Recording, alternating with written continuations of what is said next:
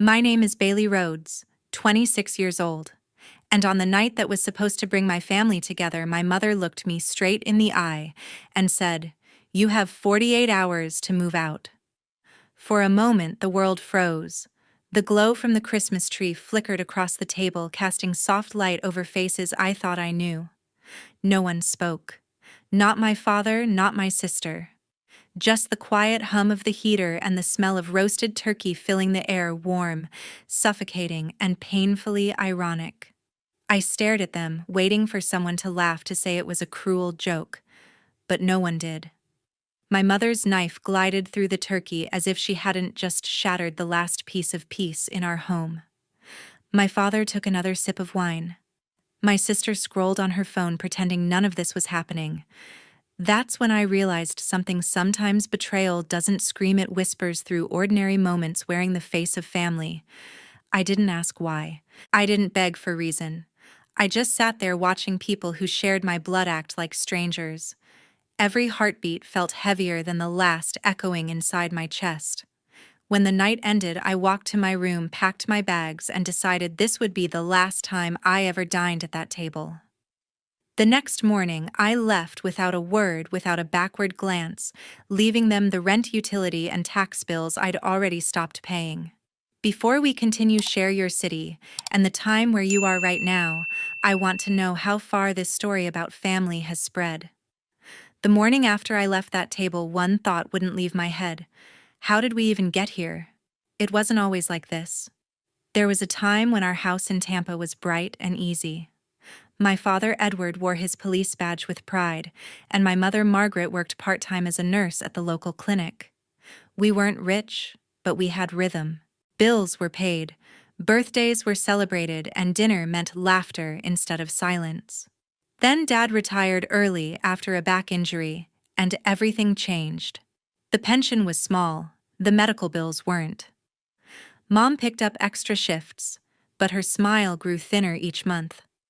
I had just started my first real job as a junior accountant, still learning how to file my own taxes when I began helping them out, first with groceries, then utilities, then the mortgage.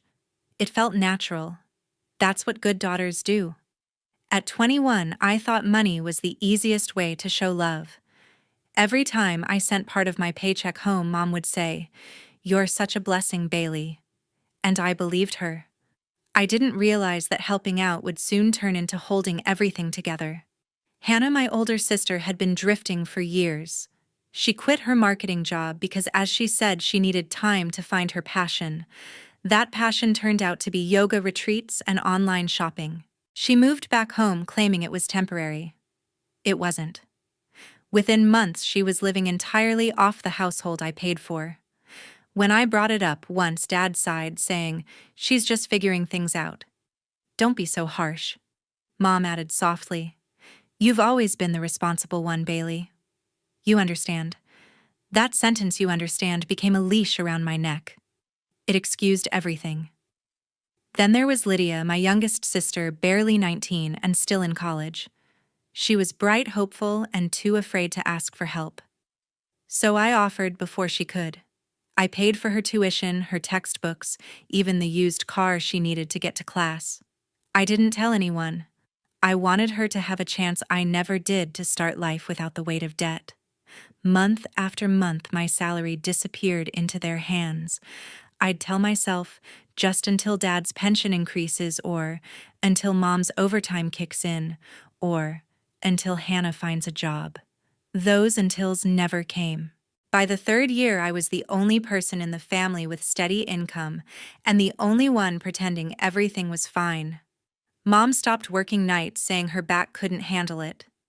Dad spent afternoons fixing the fence, then napping on the couch. Hannah's temporary stay stretched on her voice, filling the house with complaints about how difficult the world was. Lydia stayed quiet, caught between gratitude and guilt. The house that once felt like a home turned into an account I couldn't close. I was paying for comfort I never received. Sometimes I'd come home from work and see the lights on in every room, the TV blaring, empty takeout boxes on the counter. I'd feel exhaustion not from work, but from knowing I'd clean it up because no one else would. Once, when I hinted that maybe everyone should pitch in, Mom frowned as if I'd insulted her. Family doesn't keep score, sweetheart. I wanted to say, then why do I feel like the only one losing, but I swallowed it. Dad began calling me our little provider as if it were a joke. Hannah rolled her eyes when I talked about saving for my own apartment. Oh please, you'd miss us in a week, she'd say, laughing. But I didn't laugh, because deep down I knew she was wrong. I wasn't afraid of missing them. I was afraid of realizing I didn't need them. Nights blurred into years. My paychecks came and went like tides, leaving me dry and proud at once. Every small act of giving felt noble, but also empty. I convinced myself this was love, that sacrifice made me good. It took me far too long to understand the truth. I wasn't helping a family anymore, I was funding a habit. Days bled together until one evening I caught myself unlocking the front door and feeling like a guest.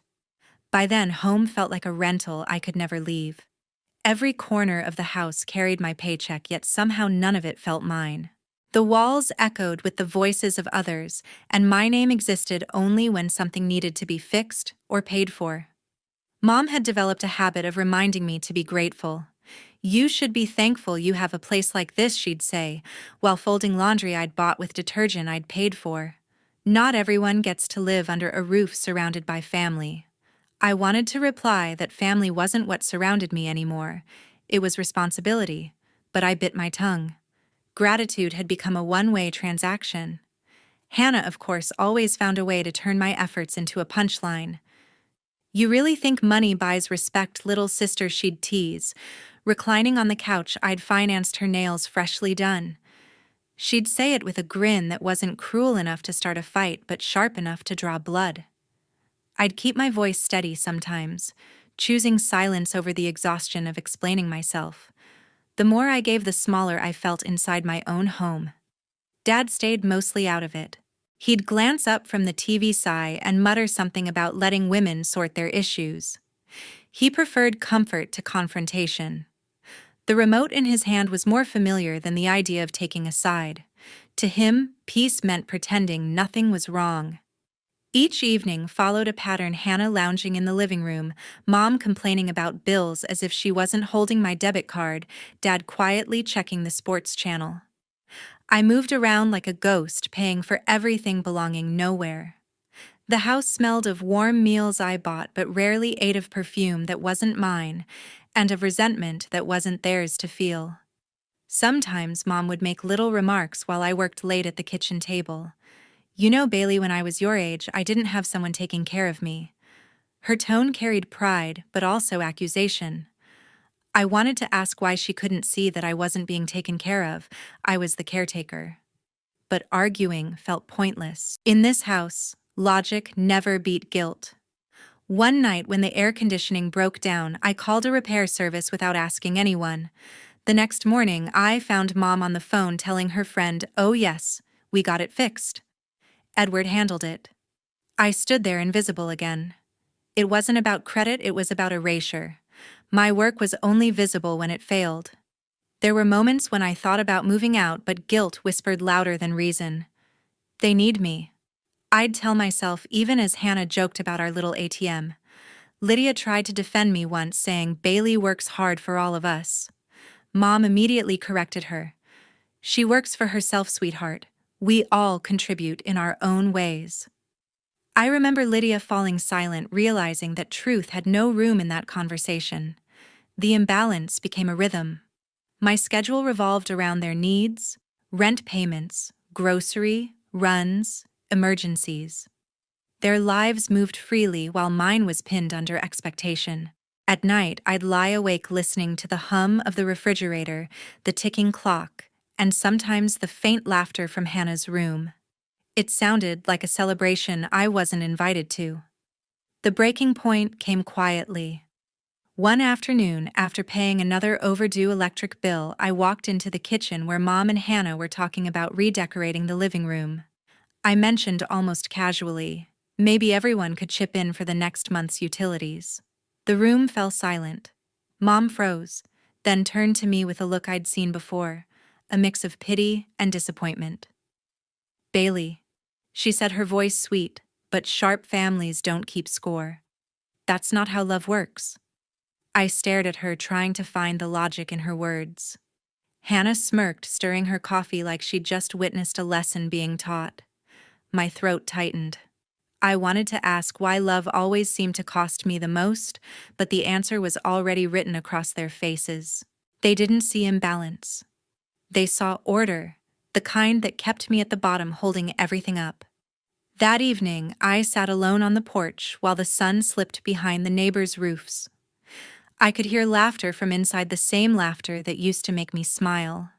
But now it only reminded me how foreign it felt. The house glowed warmly from the outside, the kind of glow people mistake for happiness. Inside, I was slowly disappearing into the wallpaper. Money had made me indispensable but never respected. Every favor became expected, every effort invisible. Gratitude was demanded, never given. I kept trying to convince myself that things would even out someday, that once they understood, they'd finally treat me as part of the family again. But deep down, I knew the truth that silence couldn't hide anymore. Bailey realized fairness had never existed in that house. That Christmas night, I hoped for peace. The table shimmered with candlelight, the turkey glistening in the center, Lydia chatting cheerfully about her classes. For a brief moment, I believed we could pretend to be the family we once were. Even Hannah laughed, her glass of wine reflecting the soft gold of the lights. But peace in my family never lasted long. Mom carved the turkey carefully, smiling that rehearsed holiday smile. "This year's been hard," she began, her voice calm, almost gentle. "But we're together, and that's what matters." I nodded, forcing a smile of my own. Then she added, "And since we're together, there's something we should talk about." The knife stopped mid-cut. "Hannah's had a rough few months," she continued. "She fell behind on her credit cards, $22,000. The interest alone is impossible. We thought maybe you could help her out, Bailey." For a moment, I thought I'd misheard. The warmth of the candles felt like it turned to fire beneath my skin. "You want me to pay her debt?" I asked quietly. Hannah didn't even look embarrassed. She sipped her wine and shrugged. "You make the most money, don't you? It's not like you can't afford it." I felt the room tilt. The silverware gleamed under the lights. Every sound seemed too loud, every breath too shallow. "I've been paying for this house, for everything in it," I said slowly. "I can't keep fixing everyone's mistakes." Mom's smile vanished. "Don't be dramatic," she replied. "You know we always support each other. It's family." Dad cleared his throat, the tone in his voice colder than I'd ever heard. "Your sister's drowning, Bailey. What's a few more checks to write? You've always been responsible. This is your duty." The word duty cut deeper than any accusation. "I've done my duty," I said, my voice shaking. "And I'm tired of being punished for it." Hannah leaned back in her chair, lips curling. "There it is," she said softly. "The martyr act. You just love reminding everyone how much you do. Maybe it's not about helping anymore. Maybe you just want control." My pulse pounded in my ears. "Control," I repeated. "You think I want control? I wanted balance. Respect. Maybe even gratitude." Mom's fork clattered onto her plate. "Enough. You've changed, Bailey. You used to be generous. Now you're selfish and ungrateful." Something inside me snapped, not in anger but in realization. I looked at each of them, faces I'd once known better than my own. "I'm not ungrateful," I said softly. "I'm just done being used." For a second, no one spoke. The candles flickered. Then Dad slammed his hand against the table. "Watch your tone," he barked. "We raised you better than this. We taught you to take care of family." "No," I said. "You taught me to carry you." The words hung in the air, sharp and final. Mom stood abruptly, her chair scraping against the floor. Her voice was ice when she spoke. "You have 48 hours to move out." The sentence didn't sound real. Lydia gasped. Hannah hid a smirk behind her wineglass. I sat still, feeling something inside me untangle at last. The pain wasn't loud, it was quiet, like relief disguised as heartbreak. I rose from my chair slowly. "You just made it easier," I said. My voice was steady, but my hands trembled as I placed my napkin on the table. No one stopped me. I turned and walked down the hallway, my steps echoing softly against the hardwood floor. Behind me, the clinking of silverware began again, mechanical, detached, like nothing had happened. The laughter didn't return this time. Only the sound of knives and forks scraping against porcelain filled the room, a metallic rhythm marking the moment our family broke for good. The next morning, the house felt hollow. The Christmas lights still blinked weakly across the living room, but their glow only made the silence look deeper. I woke before sunrise, not because of rest, but because my body had learned to move before emotion could catch up. My room was cold. I sat on the edge of the bed, hands resting on the blanket I wouldn't be folding again. Then I stood open the closet and started packing. Every sound was sharp, the scrape of a hanger, the whisper of fabric, the metallic rasp of a zipper. It felt like the house was listening. I didn't rush. There was a strange calm in knowing that I was finally doing something for myself. Each item went into the suitcase with a kind of ceremony. Shirts, shoes, a framed photo I hesitated over before slipping face down between two sweaters. The walls had watched me grow up, break down, and build everyone else's comfort. Now they watched me leave it behind. When I stepped into the hallway, the air smelled faintly of coffee and leftover turkey. The house still held the illusion of normalcy, as if last night hadn't shattered it. I moved quietly, my socks silent against the floorboards. As I reached for the last box, I heard a small knock. Lydia stood in the doorway, her eyes red from crying. She was still in her pajamas, arms crossed over her chest like she was trying to hold herself together. "You're really going," she said softly. "I have to," I replied. She nodded, then whispered, "I wanted to say something last night. I should have said something." I looked at her, the youngest, the one who'd never asked for anything. "It wouldn't have changed them," I said gently. Tears welled in her eyes. "Mom said you'll come back when things calm down." I smiled faintly. "Then I guess I'll see you in another lifetime." She stepped forward and hugged me tightly. It surprised me how fragile she felt. For years, I'd carried this family without realizing who was quietly breaking under the same weight. I pressed my chin to her shoulder and said, "Don't become them, Lydia. Please." Her voice cracked. "I won't." When she left the doorway, I placed my keys on the dresser. There was a kind of freedom in not having to hold on to them anymore. Downstairs, the kitchen looked almost peaceful. The dishes from last night were gone, the table reset like nothing had happened. I pulled a thick envelope from my bag and set it on the counter. Inside were the final bills, rent, utilities, taxes, all stamped unpaid. I'd canceled every automatic payment an hour earlier. For the first time in years, their comfort wouldn't depend on me. I stood there for a moment, my hand resting on the counter I'd scrubbed 100 times, feeling the cold surface beneath my palm. Then I turned toward the window. The sun was rising, bleeding pale gold through the frost. It made everything look cleaner, even the house that had never truly been mine. As I picked up my suitcase, a floorboard creaked behind me. Mom stood in the doorway, still in her robe, hair messy from sleep. She looked older than I remembered. "We'll talk later," she said, voice tight, but measured, like she still believed she could control the narrative. I paused.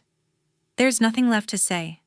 Bailey," she said softer now, almost pleading, "you'll regret this." I met her eyes. "Maybe. But I'll regret staying more." For a long second, neither of us moved. Then she looked away, arms folding across her chest like she needed protection from the quiet. I turned back to the door, picked up my coat, and opened it. The cold air rushed in sharp and honest. It stung, but it felt like truth.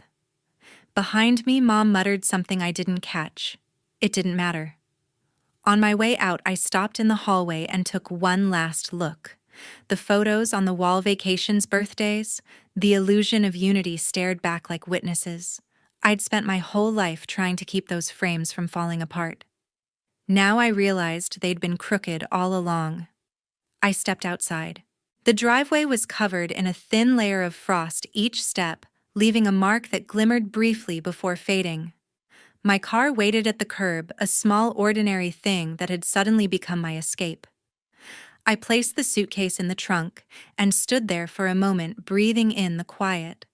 From the open window upstairs, I saw Lydia watching. She didn't wave, just held my gaze, her expression steady and sad. I nodded once, and she nodded back. It was enough. I got into the car, started the engine, and let it idle for a few seconds. The air vents coughed out a weak gust of heat. The radio came on automatically, some old holiday song still playing across town. It sounded hollow, like it belonged to another world. As I pulled away from the house, I didn't look in the rearview mirror. The past didn't need witnesses anymore. The house grew smaller in the distance, its windows reflecting the pale morning light, empty, cold, familiar. For the first time in years, I didn't feel responsible for holding anything together. The road ahead was quiet, and so was I. Silence had never felt so loud. Freedom smelled like salt and rain. The air in Tampa felt heavier, wetter, alive, in a way Cleveland never did. When I stepped out of my car that first morning, the wind from the bay tangled my hair and filled my lungs with something that felt like forgiveness. I had driven 12 hours straight, the car packed with everything I owned, mostly boxes, a few clothes, and a quiet determination to rebuild from nothing. The small apartment I'd rented sat on a narrow street that led straight to the water. It wasn't much, a one-bedroom with peeling paint, humming pipes, and a window that didn't close all the way. But to me, it was the first place that didn't echo someone else's rules. For the first week, I stayed with Melissa, my old college friend, who'd escaped our hometown years ago. She greeted me with open arms and the smell of coffee. "You made it," she said, grinning. "Barely," I replied, my voice hoarse from the road. "You're here," she said, handing me a mug. "That's what matters. Now start over." Those words stuck with me, start over. I repeated them in my head as I unpacked during the following days. The apartment came alive piece by piece. First a mattress on the floor, then second-hand curtains fluttering with the sea breeze, then a small table I found at a thrift store. I paid my first month's rent with my own card and smiled when the receipt printed out. For the first time, every dollar I spent went toward my life, not someone else's comfort. I bought groceries for one, a carton of eggs, a loaf of bread, a small bag of coffee. Standing at the counter frying an egg, I realized I didn't have to rush anymore. No one was waiting for me. No one was taking from me. The loneliness that once scared me now felt like peace, wearing a new face. On the third day, I bought a desk, simple light wood, smooth to the touch. Setting it up took me hours, not because it was difficult, but because I wanted it perfect. It became the center of my new world. On top of it, I placed a small plant, its leaves bright and stubborn. I didn't even know what kind it was. "You'll do fine here," I said softly to it, half smiling. In the evenings, I walked to the bay where the water reflected the pink glow of sunset. Children laughed near the docks. Old couples fed gulls on benches. I liked how the world kept moving, steady, indifferent, beautiful. The wind smelled of brine and possibility. Melissa visited on Friday with takeout boxes and a cheap bottle of wine. So she said, settling on the floor beside me, "How does freedom taste?" I laughed. "Expensive," I said, "but worth every cent." We clinked glasses. "You'll be fine," she told me. "You've always been the one holding everyone else together. Now it's your turn." Her words sank deep. For years, I had been the glue holding a house that never truly wanted me. Now I didn't need to hold anything but myself. That night, the rain began soft at first, then steady, tapping against the window like fingertips reminding me I wasn't alone. I turned off the lights and lay in bed listening. Tampa rain sounded different. It wasn't gray or heavy like back home. It was clean. It washed away things I didn't know I still carried. I thought about my past without bitterness, about my family without anger. They felt distant now, like characters from a book I'd already finished. The ache that used to live in my chest had softened into something gentler acceptance. Outside the city hummed with life cars, waves thunder, rolling faintly over the bay, and for once, it didn't overwhelm me. I breathed deeply, the air cool and damp, the room glowing with reflections from the streetlights. As I closed my eyes, I realized I didn't miss the noise of the old house or the weight of keeping it together. Tampa didn't ask me to carry anyone. It only asked me to live. And I did. I was finally living, not just surviving. Trouble always finds its way back. That morning, my phone buzzed 3 times before I finally glanced at the screen. Mom. I watched it ring until it stopped. A minute later, it started again. Her voice message came through soft, sugary, but tight at the edges. Bailey, sweetheart, we just wanted to talk. Call us okay, I didn't. I made coffee instead, the steam curling against the window, pretending the world outside my apartment was wider than the one I'd left behind. By afternoon, the sky turned gray. Thunder rolled faintly over the bay. I thought it was just another storm until someone knocked. 3 sharp hits, too heavy, too familiar. My stomach sank. Through the peephole, I saw them. Mom, Dad, and Hannah stood in the hallway, soaked from the drizzle. My heart raced, but my hand still turned the lock. What are you doing here? I asked, voice flat. Mom's smile was tight rehearsed. We were in the area, she lied. Can we come in? Before I could answer, they stepped inside. The air changed instantly. Warmth drained from the room. Dad looked around, unimpressed. Small place, he muttered. Hannah stood behind them, arms crossed, eyes swollen. Mom began. We've had some problems back home. She paused, scanning my face for sympathy that wasn't there. The landlord cut off power. Said we missed 2 months' rent. Your father's been trying to talk to him, but he's being unreasonable. I said nothing. She went on. We just need a little help just this once. You're doing well here, right? My jaw clenched. How much, I asked. 23,000, Dad answered before she could. It'll cover the bills, and Hannah's her credit cards, I finished for him. Silence. Dad's face tightened. Family helps family, he said sharply. You've got savings. You owe us at least that much after everything we did for you. The words hit like cold water. I laughed softly, not from humor, but disbelief. Everything you did for me?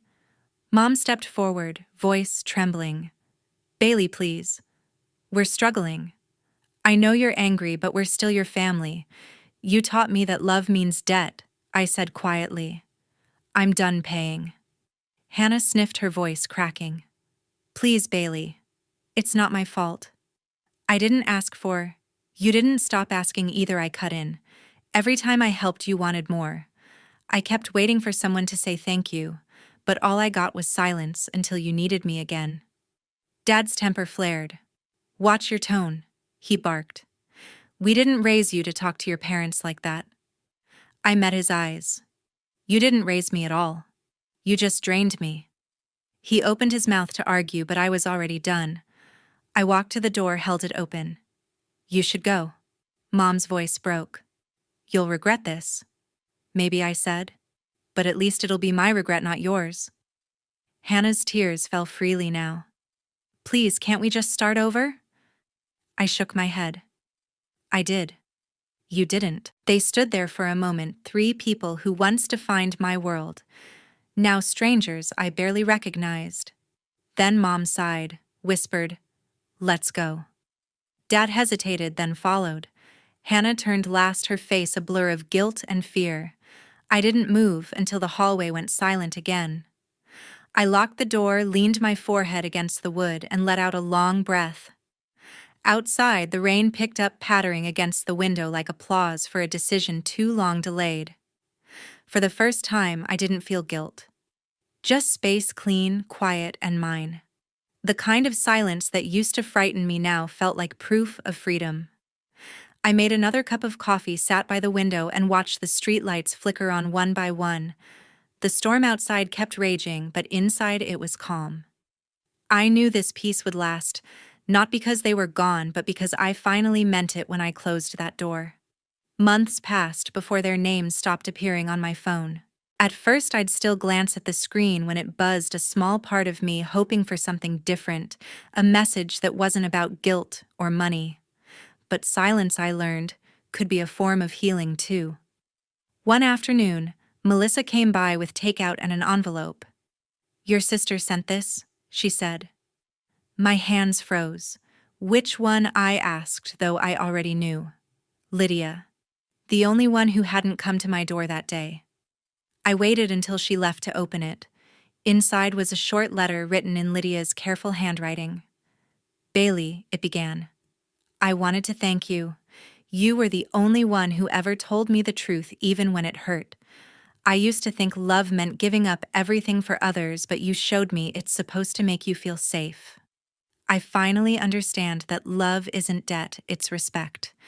I'm working 2 jobs now. It's hard, but I feel free.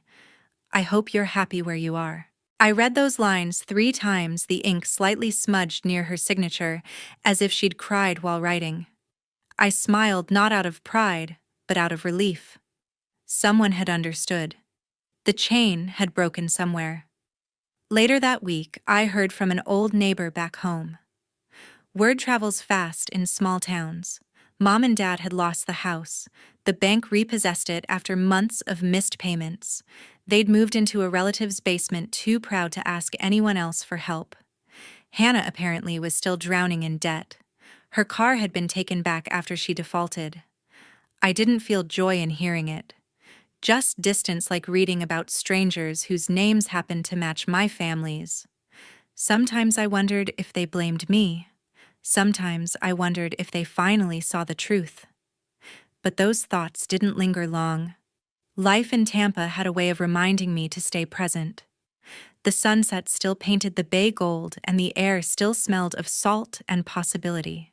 I often sat on my small balcony with coffee, the same one I'd bought on my first day here, watching the waves move with patient rhythm.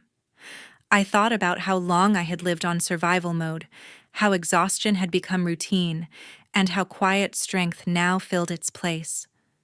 I whispered to myself, almost like a prayer, family should be a home, not alone. For the first time, it didn't sound bitter. It sounded true. I folded Lydia's letter, neatly placed it in the drawer beside my desk, and turned toward the window where the last light of the day shimmered. The world outside felt both new and familiar, like breathing after years underwater. I had finally surfaced. I looked out at the horizon and smiled. "Thank you for listening to my story," I whispered, imagining the faces of strangers who might hear it one day. "If you've ever had to choose between peace and family, tell me, what would you have done in my place?"